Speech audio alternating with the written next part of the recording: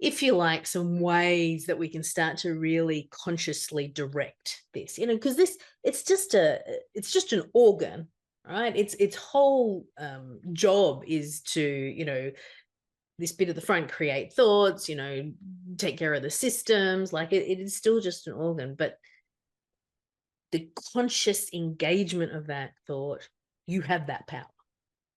Yeah. And there's a couple of ways that we can do it. We can start to focus more on what we're good at. So, you've heard all the conversations about strengths, we know what our strengths, we know what our weaknesses and all the rest of it. But, over the last 50 years of psychology, really, we've always sort of focused us on what's wrong with us. We're always focusing on what's Yeah. wrong with me, what needs to be fixed. Yeah. Like there's a problem. I need to fix something. Think of Mhm. it like this. When you're driving a car, the windscreen is huge, right? Rear view mirror is tiny in comparison. We should be focused through the lens of what we're good at and just be aware of the things that could potentially derail us or cause an Mm. accident. Yeah.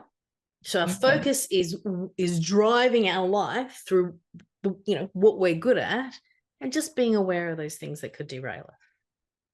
Because this is just an organ, the best way to consciously direct your mind is to ask questions. Whenever we have these sessions, I'm asking questions, right?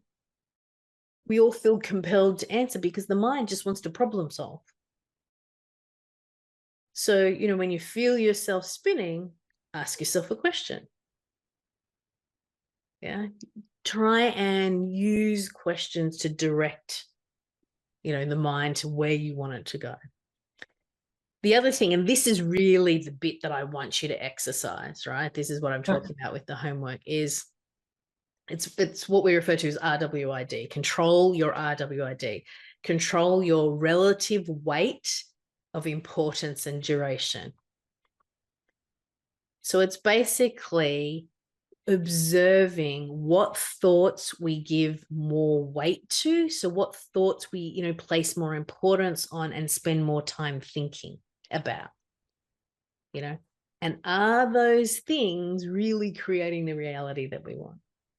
Because like we said, it happens so quick. I mean, it happens quicker than I can click my fingers. So this unconscious is really just our conscious mind going, okay, that pattern, I'm going to chuck into the unconscious because I don't really want to consciously, and I want that pattern to run all the time. Power that you actually have is stepping back and seeing those patterns going, is that giving me the life? Is that giving me the experience that I really want? Because if it isn't, I need to see where it's happening so I can start to make change.